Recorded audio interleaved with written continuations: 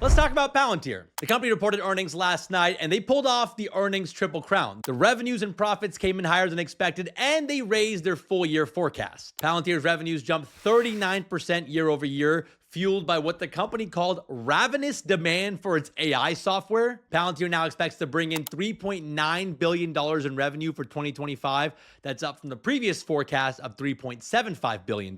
So that upbeat guidance helped ease fears that Palantir might be taking a hit from the looming defense budget cuts that are expected. The Defense Secretary Pete Hegseth recently announced over $5 billion in non-essential spending reductions, but the White House is proposing a 13% increase to the Pentagon's 2026 budget, specifically focused on AI. So there's a chance that Palantir benefits from this because government contracts are still the core of Palantir's US business, making up 59% of their domestic revenue. Federal sales were up 49% last quarter, but here's what was shocking to me about their earnings.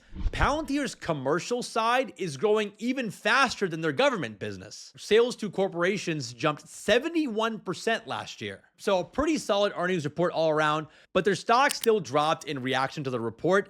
And it might have to do with the fact that the stock was already up more than 60% heading into the earnings, and just meeting profit expectations wasn't enough to get investors excited. Plus, while Palantir's US sales are crushing it, their European growth did come in a little soft. Still, if you're a long-term investor in Palantir, there's more to Palantir than just quarterly numbers. Like, you should read CEO Alex Karp's investor letter. It gives you a sense of how Palantir sees its role in the world. Also, spoiler alert, this weekend's deep dive episode is going to be on Palantir.